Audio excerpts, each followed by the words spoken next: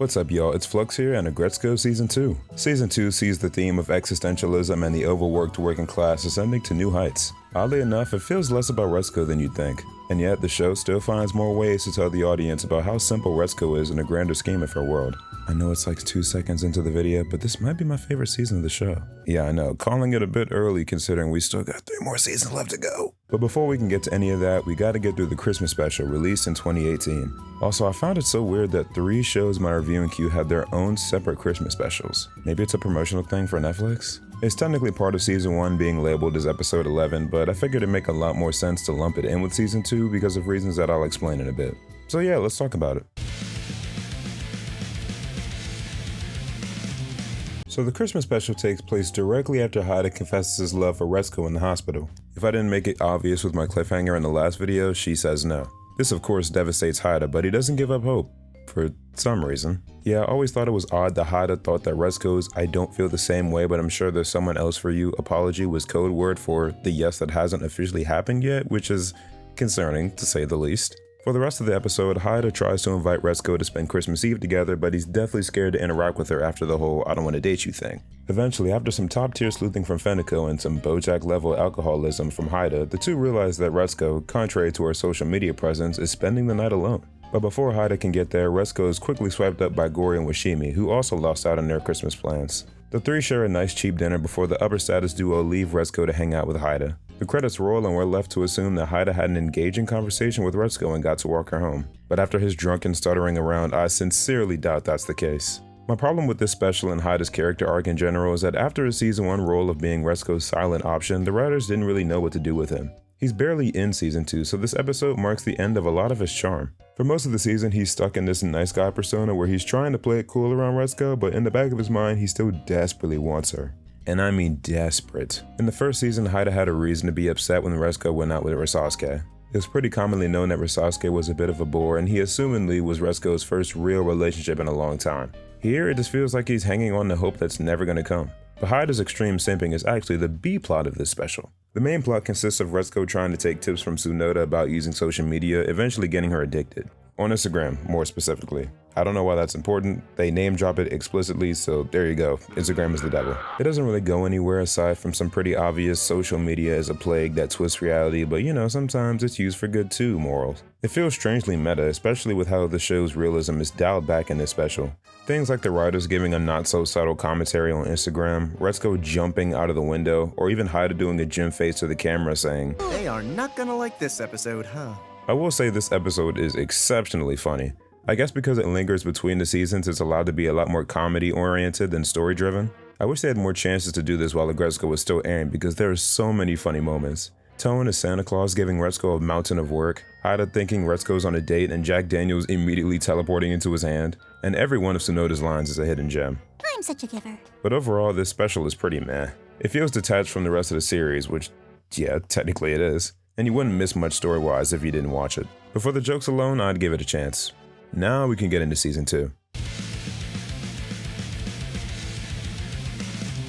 We found out that Retsuko's issues with sticking up for herself and always expecting the worst case scenario may come from her mother, who is a very interesting addition to Retsuko's life. Now with the introduction of Retsuko's mother, which was both foreboding and comical at the same time, it presented a lot of insight as to why Retsuko acts the way she does. Retsuko's mom is confrontational and upfront, whereas Retsuko prefers to play it from the sideline. Retsuko has her occasional outbursts, but they're nowhere near the level of her mother's rage. And I like how they present Retsuko's mother as a chaotic yet neutral voice of reason, an example of success like Washimi and Gori. Of course, as all mothers do, she has her overbearing moments, but she does it out of genuine care for her daughter's well-being. Most of Retsuko's issues in Season 1 and her life as a whole resulted from not taking charge of her life or being blissfully naive like a child.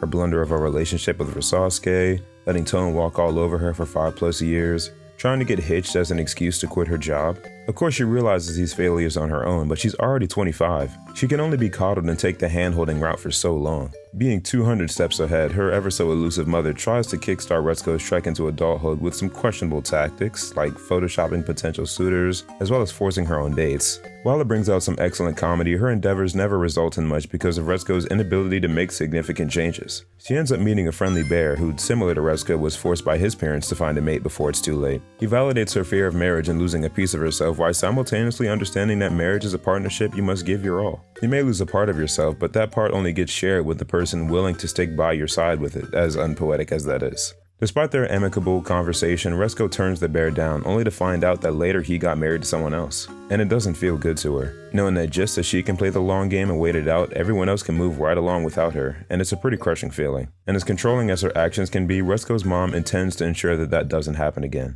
Retsuko's conflicts with her mother never really end since, family be familying sometimes. But I liked her mother's inclusion into the series as a foil to her daughter. The office drama also continues this season with the introduction of Anai, a new young upstart into the company. He seems cheery, but slightly ditzy, similar to Haida at first, until Retsuko upsets him and, well, bro lets the demons loose. Anai's my favorite character in this season by far, possibly in the entire series. His character is just so funny to me. You'd think that a screw-out who flips out on people would make for an easily hateable character, but his antics, mannerisms, and especially the way he's animated just makes me laugh. He represents the new generation with his intense performance anxiety, lack of emotional defense, and an insistence on virtual confrontations. He might just be a bit too relatable for my age range in my opinion. Anai's role in the season is threatening the company's status quo, as any perceived attack on his ego or well-being will get you a strongly worded email that he demands you reply to in formal writing. Everyone tries to break him. Sonoda tries flirting, Haida tries talking man to man, Tone tries to use his authority, and Retsuko just straight up tells him that he sucks at his job. But with every confrontation, he seems to take it extremely personally and stays secluded to himself even more, all the while not doing much work at all. Retsuko flat out tells him that she needs him to help her out, and he basically says, "Whoa! That's interesting, but I sure don't care." When a company event forces Retsuko to stop avoiding Anai and finally start working with him, all hope seems lost to get Anai to be a team player. That is, until Kabai comes in. Now, I didn't speak much about Kabai in season 1, mainly because the only notable recurring characters in the first season were Haida, Feneko, and Tone, but she makes a massive splash this time around. She's seen as a chatterbox who loves some good gossip, so for most of this season and the last, she's usually written off as annoying. So when she hangs around Anai, you think he'd blow her off too.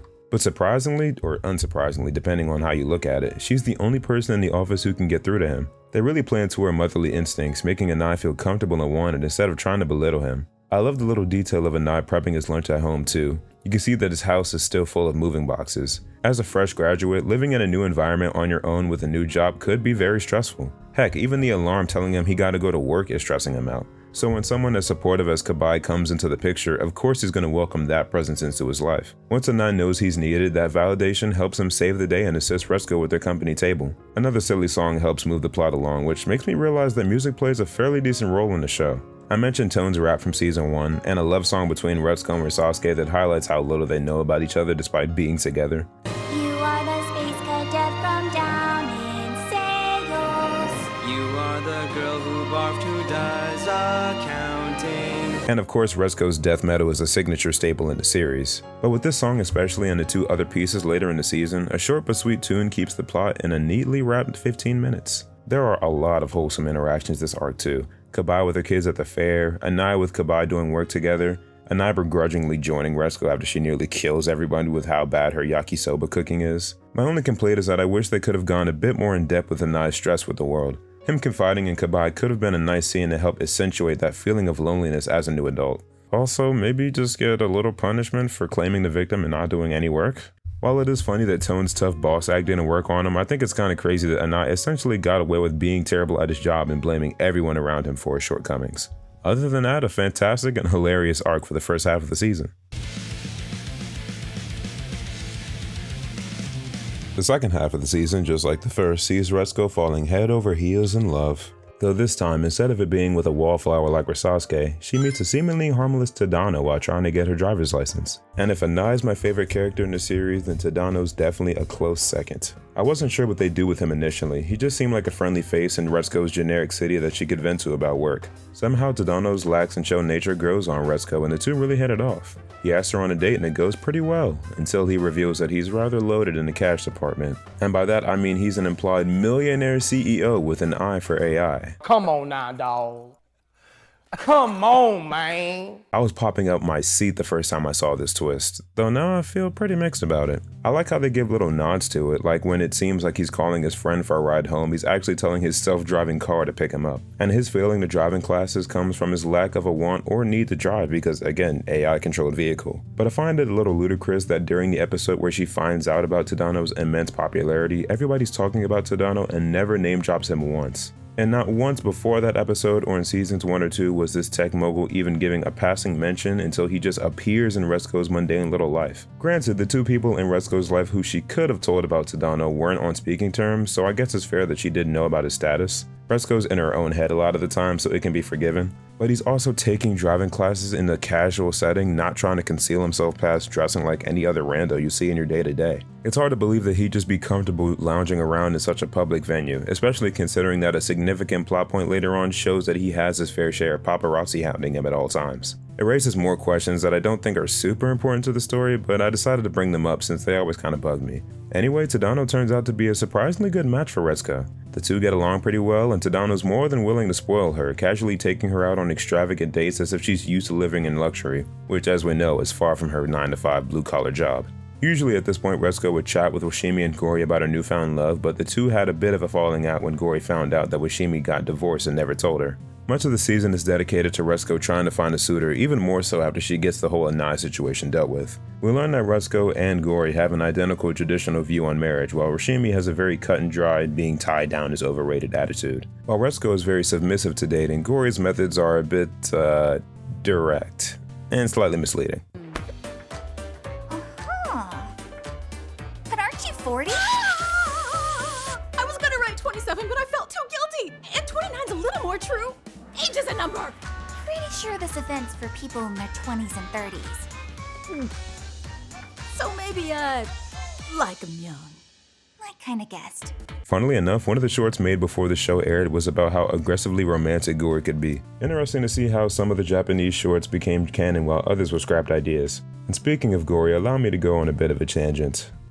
While doing some research for this video, it's come to my attention that some people don't really like Gori's character, or rather how she's portrayed in the anime. Saying that because Gori's a gorilla with earrings, a very sassy attitude, and some emotion-driven lines would lead some people to make some very bold assumptions. Now I get it, her brash nature combined with some of the uncensored lines did make me see where people were coming from, but my defense is that these characters are more so office stereotypes rather than racial stereotypes. It's not like BoJack Horseman where both animals and humans exist, so race politics can exist too. Washimi and Gori serve as the women that Retsuko look up to because they contrast her very submissive personality. Washimi's intelligent and confident, while Gori's energetic and optimistic.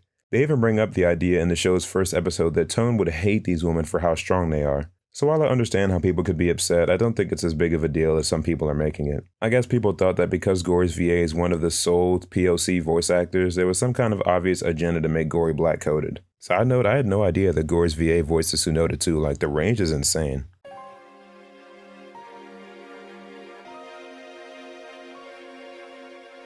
Retsuko's very indecisive in her life, but the one thing she knows she wants for sure is marriage. And just when it seems like she might finally have a chance with somebody, Tadano drops this bombshell.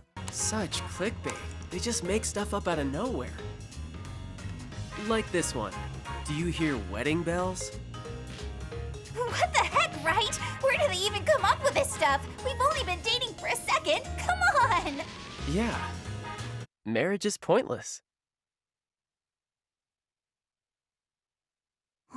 Ouch. Tadano's such a multifaceted character, and that's what hurts the most when Retsuko and the audience realize that they can't be together. The series really pushes home in every possible way that Retsuko is not unique. Tadano says she should quit because they can easily replace her, which was literally the central plot of the first half of the season. She trained a young person to eventually take her place. The employee that Anai was replacing moved on because she got married and moved past the need or want for a 9-to-5. The beginning of the show literally starts with a 5-year time skip from her being first hired to present day. And while it's a funny gag, it's just another point that accentuates how stationary Retsuko's life is. Retsuko's a comparatively boring character, and hey, that's okay because the show's about her choices, her successes, her failures. So even if Tadano loves her to the earth and back, she holds marriage too close to her chest to let him throw that option off the table. So they break it off, and it hurts. It hits so much harder than Retsuko breaking it off with Sasuke because the only person who saw him as a serious option was Retsuko herself. but this time we get to see the two have an actual chemistry. We get to watch them fall for each other in a natural way. First when they're at driving school, when Retsuko thinks Tadano's just a nobody, and when she finds out about his actual status. Additionally, we have to think about how different their life trajectories are when talking about Retsuko and Tadano's relationship. After Pretz gets out that Retsuko's dating Tadano, she hides out from work for a couple days, basically camping out with Tadano in his limo. All she has the energy for is going through the comments ridiculing her for trying to go out with who she thought was a regular guy.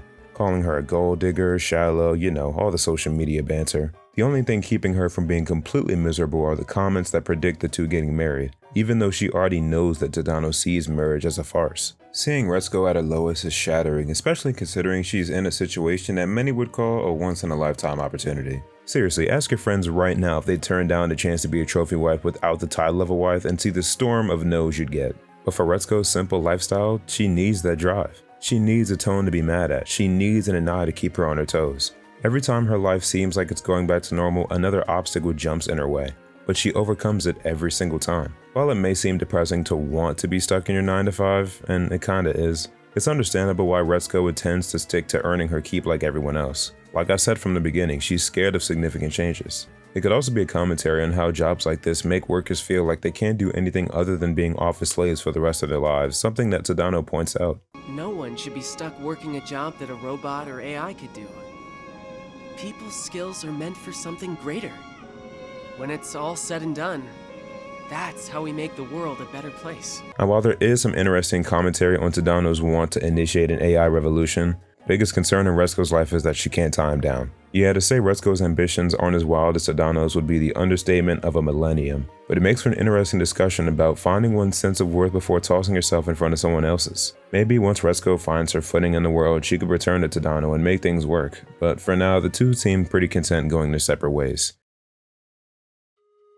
Overall, despite following some similar tropes from Season 1, Season 2 was an outstanding excursion that managed to expound upon the ideas from Season 1 and make them into a pretty heart-clutching viewing experience. Incredible animation, some pretty catchy and infectious songs, along with some new characters that greatly impacted Retsuko's character and the show as a whole. Also, super funny! Enough for me to give this a 9 out of 10. My only gripe with this season is that Haida and Feneko seem to get pushed to the side. It's understandable since they dedicated so much time to Retsuko interacting in her new plot arcs. Still, I feel like they could have played a more prominent role, especially with how the two are supposed to be Retsuko's best friends. Especially Haida, but I've already talked enough about him, and it's not enough to damper an otherwise amazing season. See you lovelies for when we cover Aggretsuko Season 3.